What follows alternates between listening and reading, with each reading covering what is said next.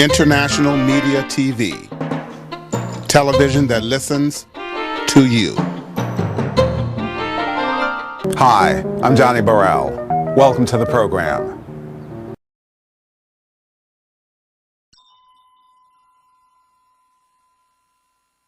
Thank you very much. Let me express my sincere thanks to Reverend Dr. Amos Brown for all of my adult life and career and leadership. He has been a factor introduced to me by Dr. King on a cold night in Minnesota before San Francisco rescued him many years ago. Dr. King taught one class at Morehouse. He was inclined to become a teacher, become president of that school to succeed Dr. Mays. In that class was Reverend Amos Brown and Julian Bond. They were students of Dr. King and co-partners in the struggle to address the issues of our time and issues of that day. This is the day after what is called Super Tuesday. In many ways, Confederate Tuesday. The South decided to have all their campaigns on one day so as to make it more expensive to run and to control the national agenda. Yesterday I observed that there were several things all the candidates had in common. There is a toxic wind blowing. Dr. King reminded us of how joyous it feels even when it's painful, when there's a kind of tailwind behind us. Even if you're singing and going to jail, it's all right if there's the wind behind you. Marching in fatigue, it's all right if there's a tailwind behind you. But then after every great tailwind, there's always a headwind of resistance. After 246 years of slavery, we finally co-partnered with the Union in the Civil War and saved the Union and ended slavery, and that was a great victory. But just after that came in democracy, a threat to slaveocracy. Those who had been denied the right to vote gained it, and the reaction was between 1880 and 1940, 4,500 lynchings, most after church on Sunday, reaction to our freedom.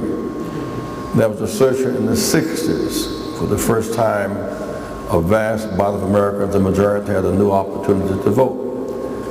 We went to Selma in 1965. This week, this coming Sunday, is Bloody Sunday, 1965.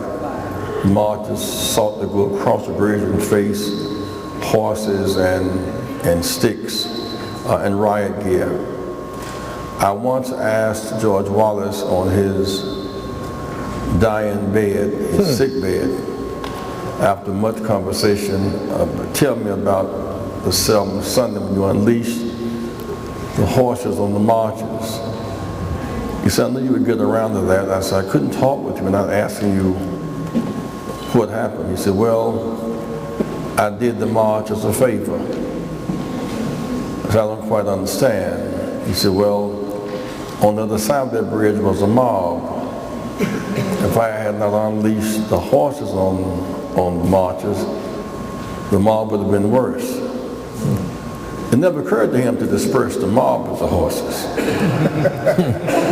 He could not imagine in his most sincere moment using the militia to break up the Klan, the allies of his political order.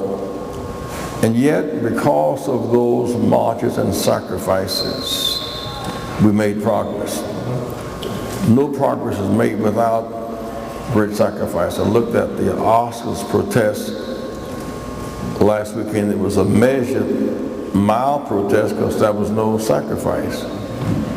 If the blacks who did not receive an Oscar nomination, and those not eligible for one, And those that none of them had crossed the picket line, it would have been that they should have had a white MC. If they want to have a white office, white MC, white audience. That would have been at some sacrifice and some risk.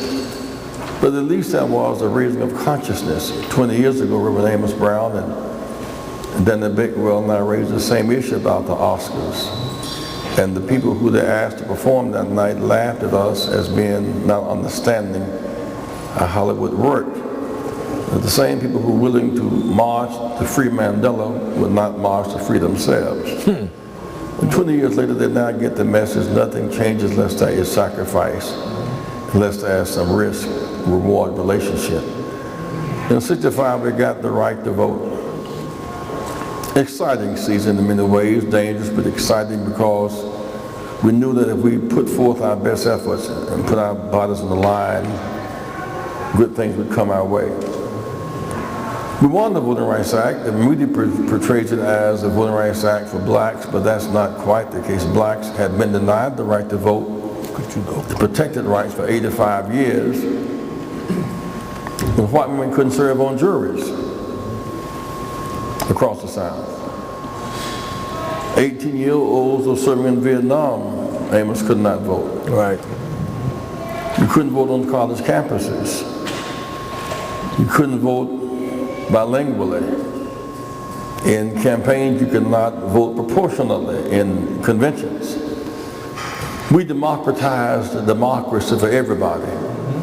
We changed the order of things because we marched and sacrificed, and there's power in the pitter-patter of our marching feet and using our bodies as living sacrifices to bring about change and justice. We see in this campaign, I listened in South Carolina, Amos, for this issue with poverty come up. And we've done a lot of work down there. 1/4 of all of South Carolina is Medicaid eligible. That means they are in poverty. 1 million people. 250,000 have no health insurance. The state has a $7 billion budget. Yet the governor turned down $14 billion in medical aid, $14 billion.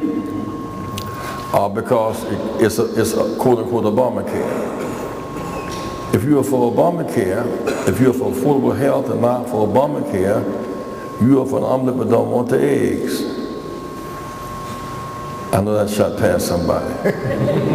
It's like folk with a toothache marching against a dentist. It does not stand to reason. And so while there's been a lot of flare and fire and a lot of television coverage, no one covered the fact that the hospital the governor was born in has been closed because of lack of affordable health care. It does not cover the fact that 30% of the state is African American. Less than 1% of the state contracts are African American. 30% of the state is African American, but the prisons are 75%. And 25% are leased out to private corporations. Slave labor is still prevailing across much of the South. Somehow that was not discussed in the stuff of things. But what struck me was not that these punitive actions were coming our way, but hear me, but not willing to fight back.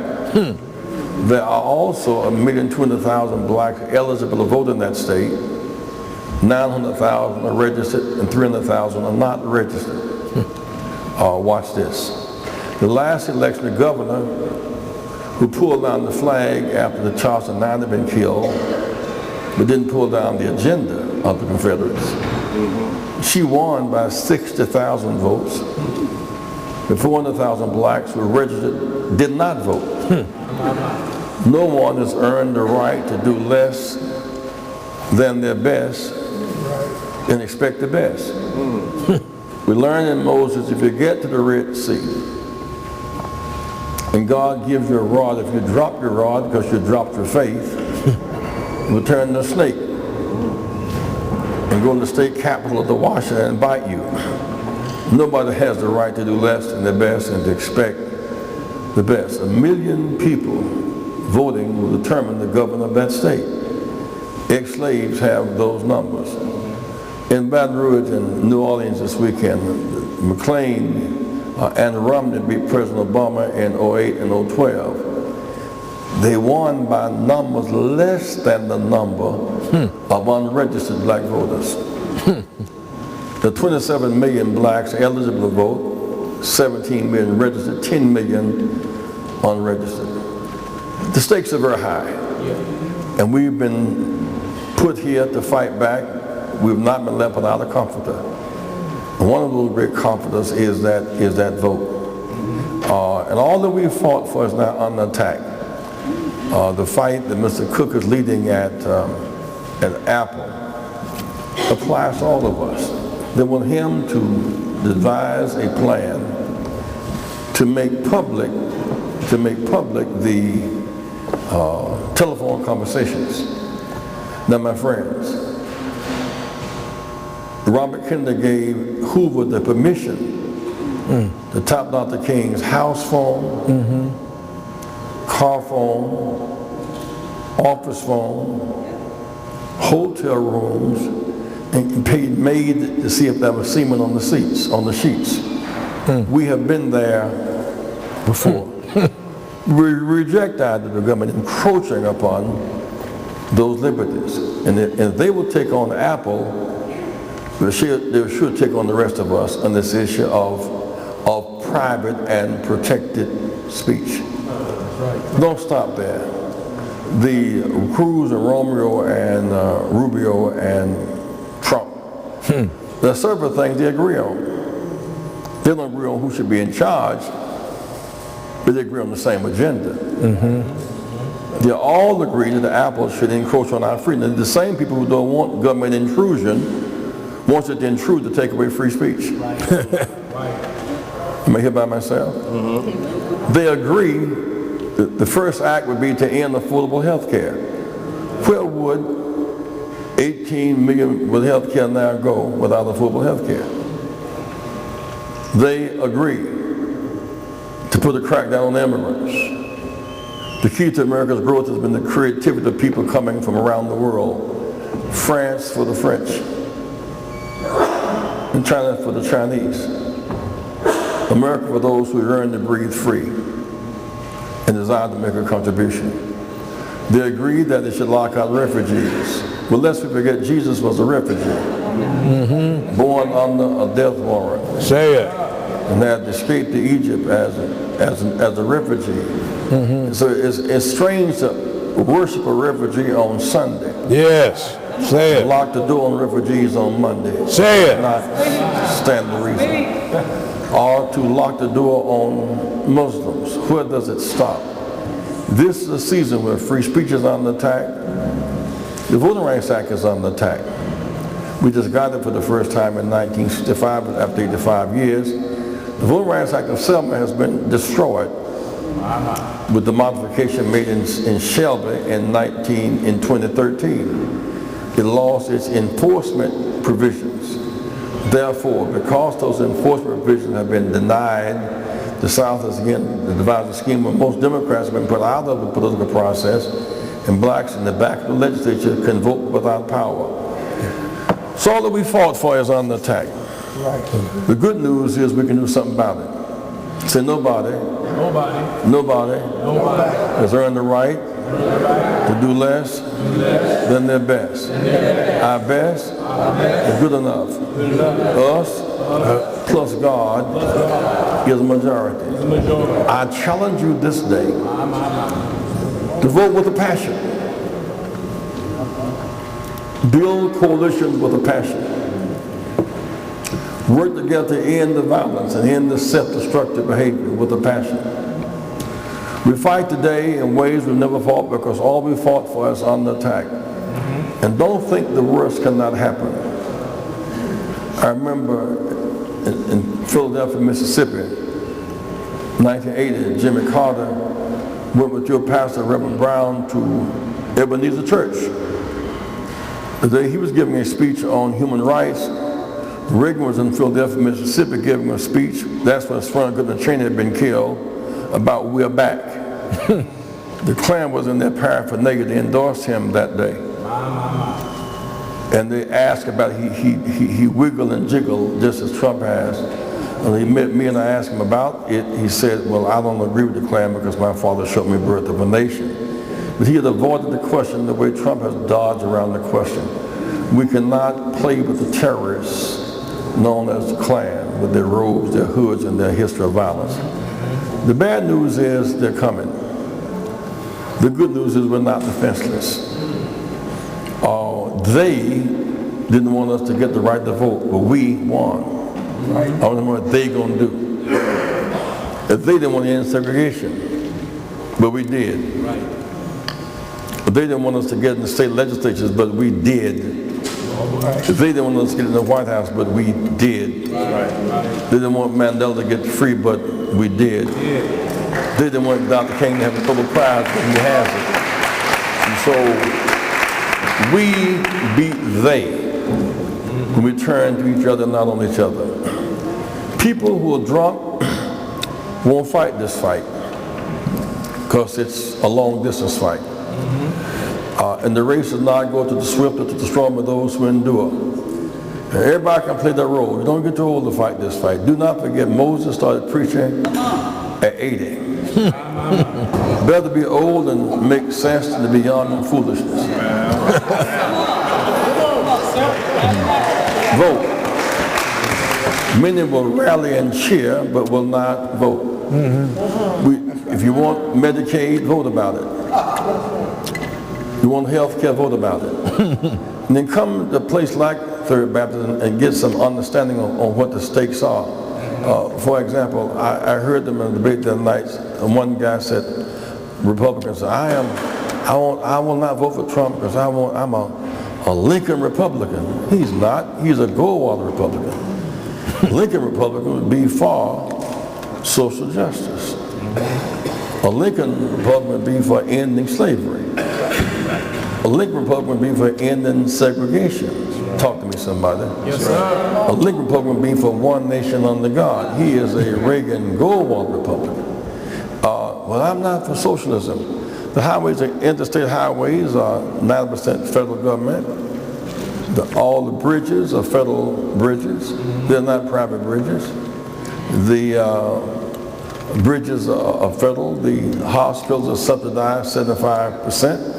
The big universities are subsidized. The airports and seaports are subsidized. The penitentiaries are subsidized. The military bases are subsidized. This land is our land, paid for by you and paid for by me. But again, don't let them break your spirit.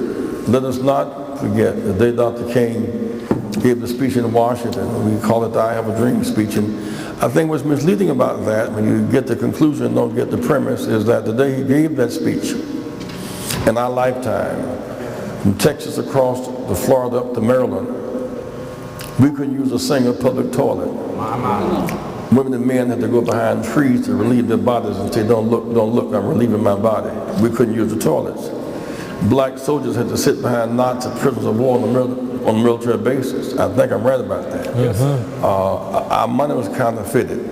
We couldn't buy ice cream at Howard Johnson. We couldn't rent a room at Holiday Inn. But somehow, we made it.